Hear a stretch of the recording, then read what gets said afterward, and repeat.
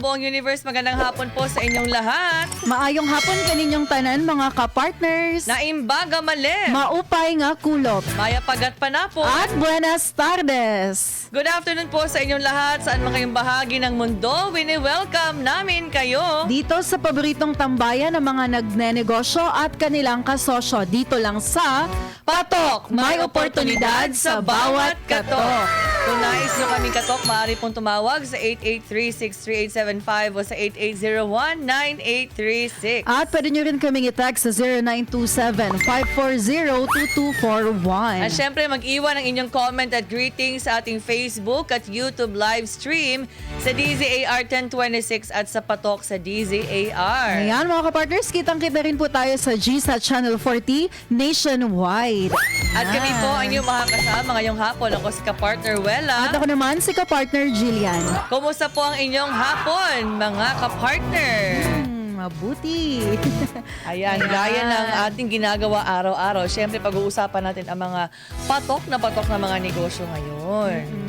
Sino ba ang ating special na mga kasama ngayon, ka-partner Jillian? Mga ka-partners at mga kapatokers, buckle up dahil ang guest natin this afternoon is a proof that in chaos, opportunity drives in. From lending out their humble Toyota Avanza in a lockdown Baguio to building a multi-branch fleet across Luzon, she steers Viaje Car Rental with the grit, good service, and a gabay sa tagumpay mindset. Ayan mga ka-partners, wag na po natin patagalin. Let's give a roaring road trip. Welcome to co-owner, ka-partner Marie Raymundo. Again, good afternoon po sa Patok sa mga. Good afternoon. Wala po. Hello sa mga from Northern Luzon, from Baguio, Pangasinan, Nueva Ecija, Tarlac, and of course Pampanga and Bulacan. Mga clients po dyan. Ayan. Tubong Norte. Yes po. Bigyan nyo kami ng kaunting kwento. Paano nagsimula?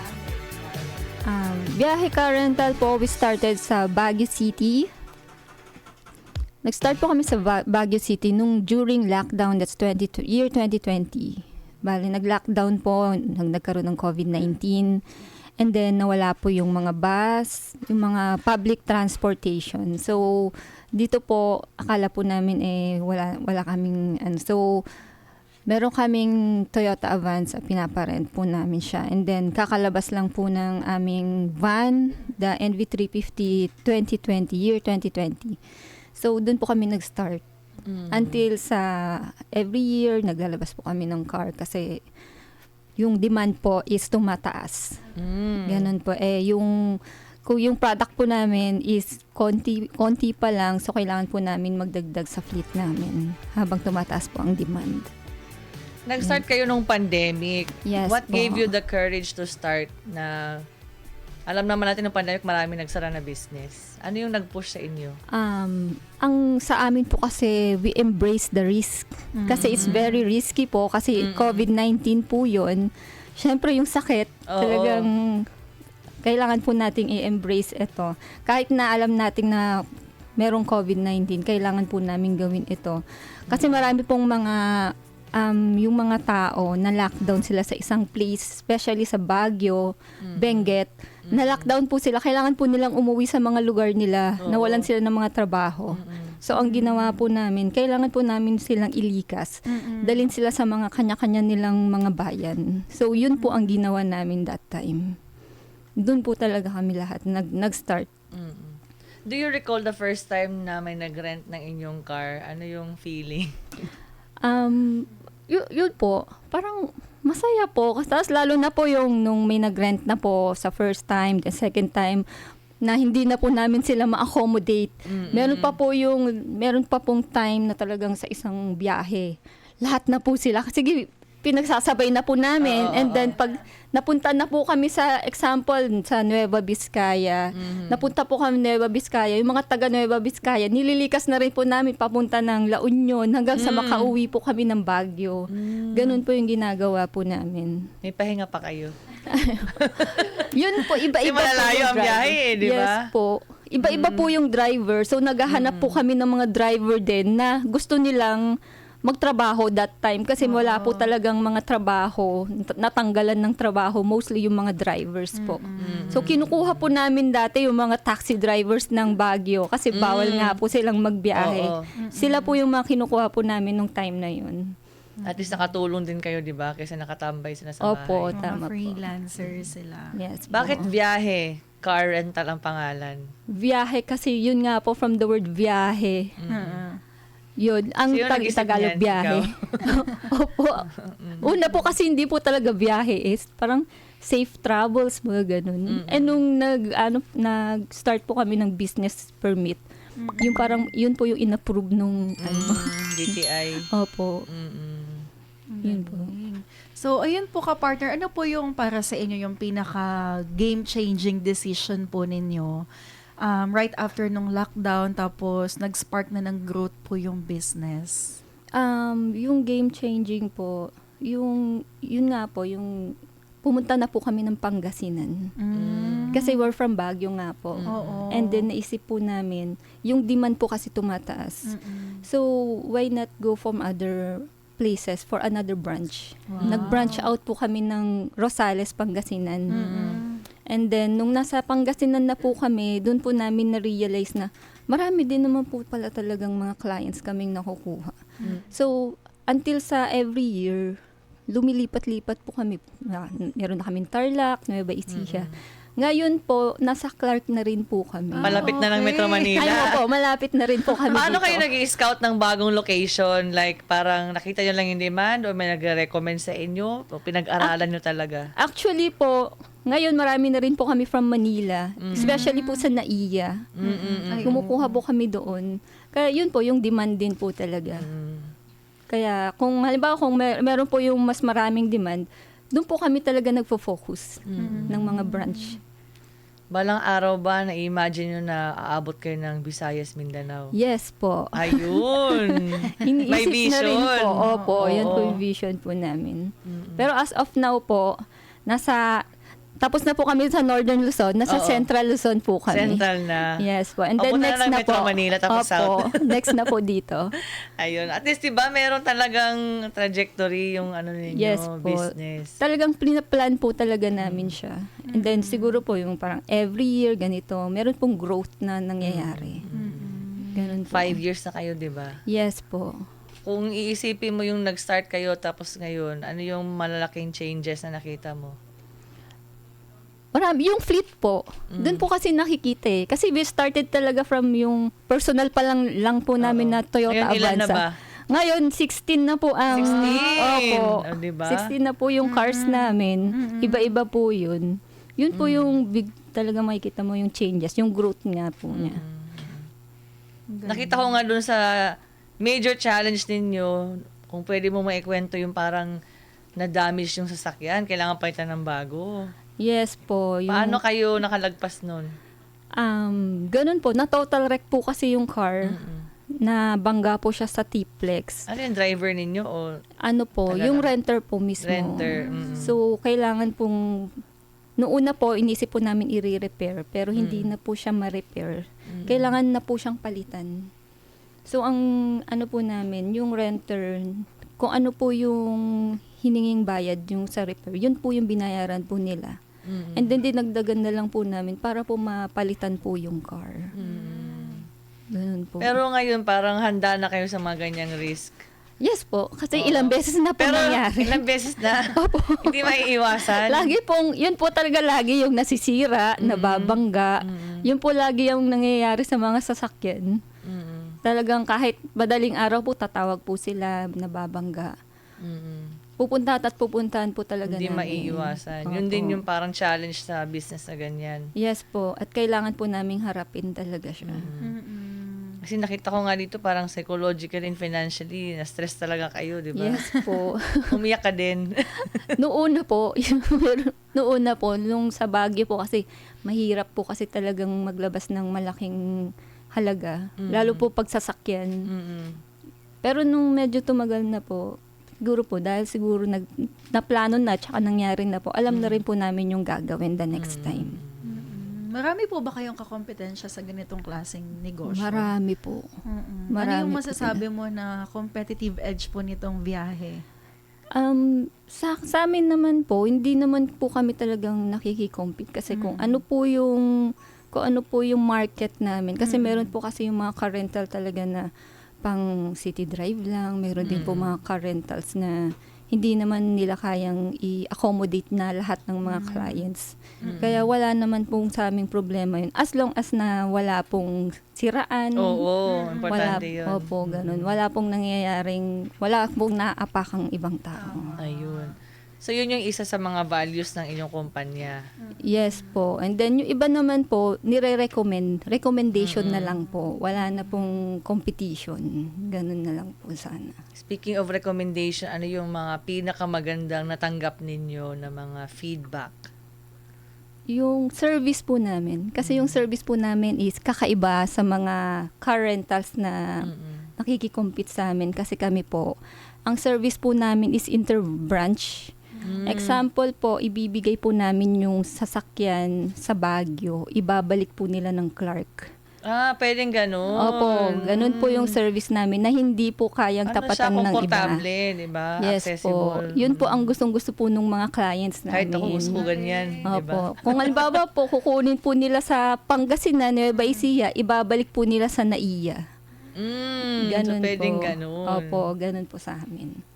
Okay nga. Sino nakaisip nun? Ikaw din. Yung husband ko po. Ayun. Shout out kay husband. Nandito. Wala na po yung mga driver, pag wala na rin po yung time po kasi minsan wala na sila. Kami na lang po. Ganun po. Kami na mismo gumagawa.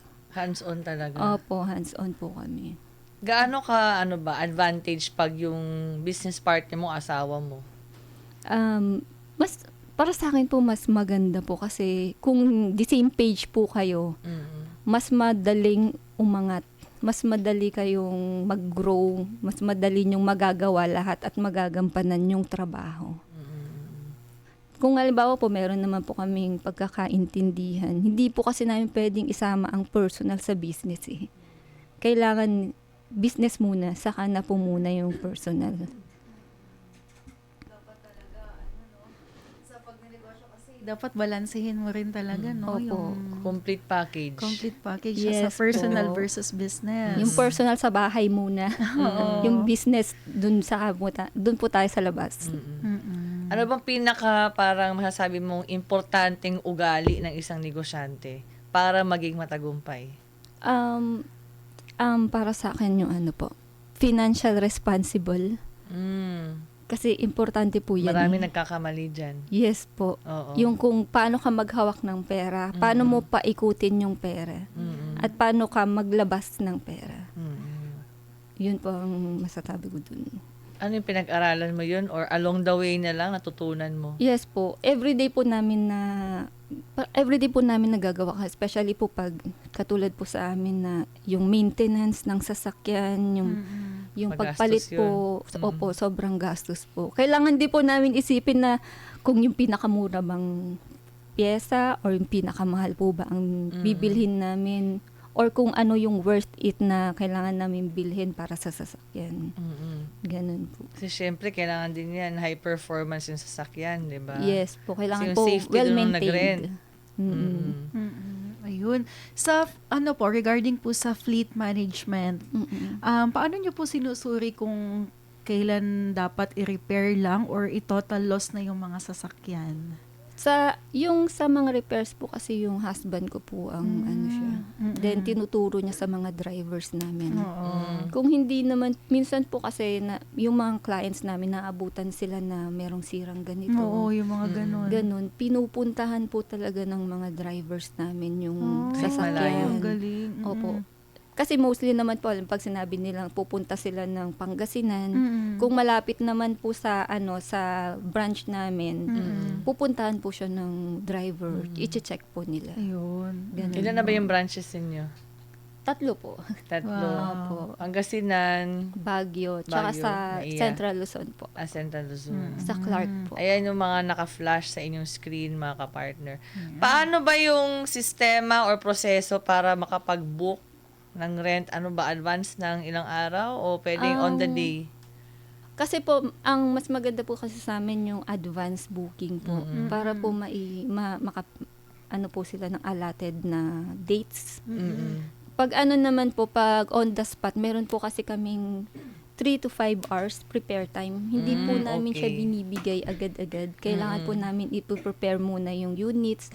And then yung travel time din po. Example po, kung halimbawa papa-reserve po sila, i-deliver po namin sa medyo malayo.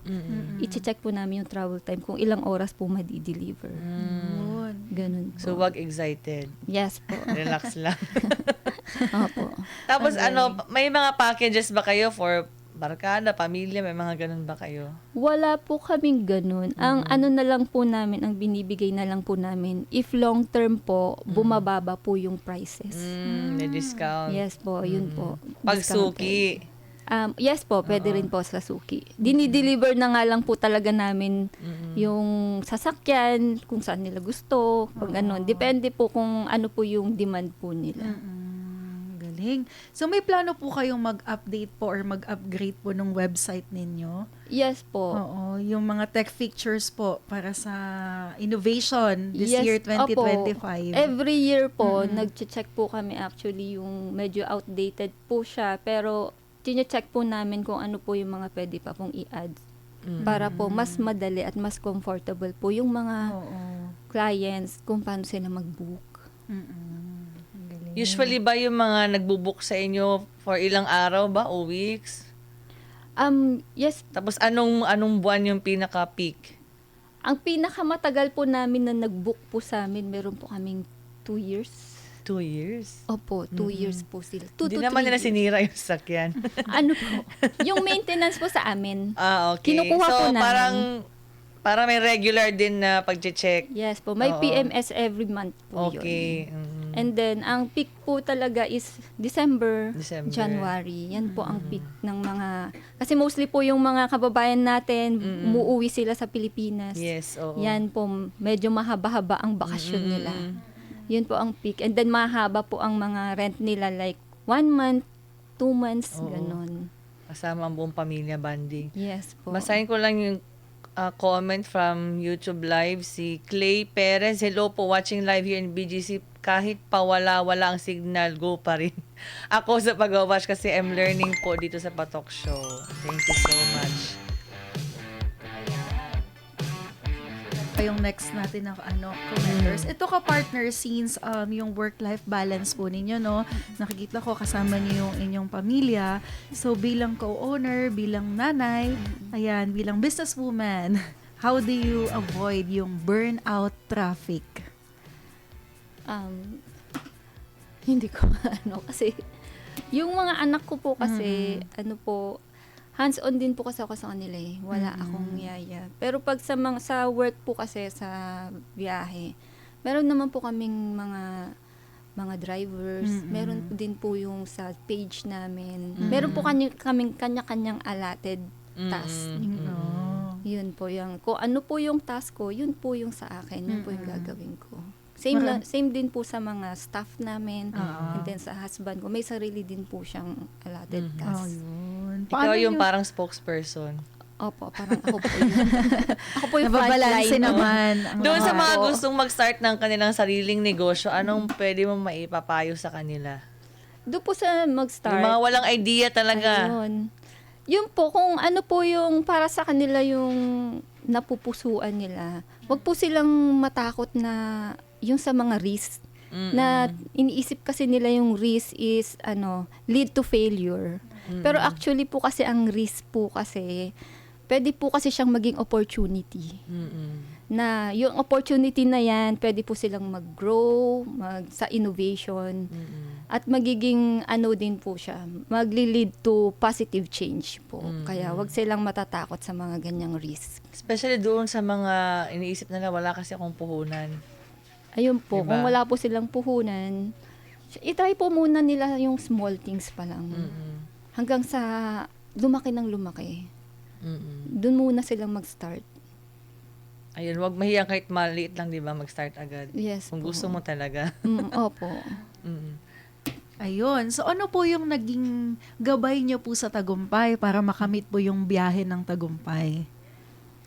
Ang gabay ko po, yun lang din po yung sa ethics, work ethics po namin, Ethics. and then values. Yun po ang lagi namin sinasama sa business namin, tsaka habang nagtatrabaho kami. Yung hard work, perseverance, decision making. Yes po, yung mga yun po. Oo. Customer service. Importante talaga, Yes ayan. Ano bang mas mahirap pag-manage ng financial o pag-manage ng mga tao? Mahirap Depende po sa mga tao. Oo. Kasi meron po mga tao na madali pong i-manage. Meron din po mga tao na kahit 2 years na mahirap pong i-manage. Oo. Hindi pa nag-grow. Opo. Pag sa financial naman po, nakokontrol mo naman po makokontrol mo sila. Pero yung mga tao po kasi mahirap i-control. Hindi nyo po alam kung ano yung nasa isip nila. Yun din. Yun po, kung di nyo po alam kung gagawin niya po ba ng maayos yung trabaho ngayon. Or bukas wala pala siya. Ganun. Mas madali po yung financial. Mas madali yung financial. Doon sa mga gustong i-avail ang inyong services, paano kayo kontakin? Saan kayo pwedeng hanapin? Contact nyo po kami. Pag inquiries po, sa Facebook po namin talaga mostly. And then sa website. Then yung mga requirements po kasi mostly sa website and then email address po. So, ayan mga kapartner, naka-flash sa inyong screen, Biyahe Car Rental sa Facebook. Ayan, meron ding Instagram, YouTube, at kanilang website. Yun ang pinaka-active. Kaya, kung gusto niyo mag-book, book na agad. Lalo na sa mga babiyahe papuntang norte, no? Oo. Kamusta po yung weather sa ngayon? Sa Baguio? Marami pong... Yung Cannon Road, open, passable ba siya? Possible po sa hapon, hindi ako sure for today. Kasi marami pong landslide pa rin po na nangyayari. Pag mga ganitong panahon po, kamusta po yung negosyo ng ganitong klaseng konsepto? Kasi may mga weather may mga dependent yung business. May mga non-passable kasi ng mga lugar. Sa Ganyan. amin po kasi pagsasakyan po, Oo. kung saan-saan po napapadpad eh. So kung ganun po ang nangyayari sa Baguio, pwede ka naman po pumunta sa Pangasinan. Yung hindi baka po muna. umuulan. Oo. Opo, ganun. Diskarte lang. Opo. Eto, basahin natin yung ilang comment. Daryl Obida, sa mga nais magbakasyon, perfect ito, lalo na pang pamilya na walang own service. Oo nga, yung walang sinisakyan. Yana Alpuerto, mabait at accommodating yung team. Andali kausap. Thank you for the smooth experience. Baka nakatry na to. Alisa, hi, Miss Wella and Miss Dylan. Hello, Alisa. Any last message na lang po sa ating mga viewers na gusto niyo pong i-share? Sa mga viewers po, in case po na gusto nyo pong mag-rent sa amin, contact nyo lang po kami through Facebook page. And then, sa Manila po, wag po kayong mahiyang i-contact po kami. Malapit na po kami pumunta dito. Yung mga nag-i-inquire na po ba? Opo, marami po. Especially po sa airport. Sa airport? Ay, Yes oo. po. Mga gustong bumiyahe. Opo. Parang ako din. Gusto kong pagala-gala kahit saan. Alright, yan po si kapartner Marie Raimundo, ang co-owner ng Biyahe Car Rental. Sana po marami kayong natutunan na mga lessons sa pagpapatakbo ng negosyo. Time now is 28 minutes after 1 in the afternoon. Mamaya may makasama tayong isa pang special guest sa pagbabalik yan ng Patok. May oportunidad sa bawat katok.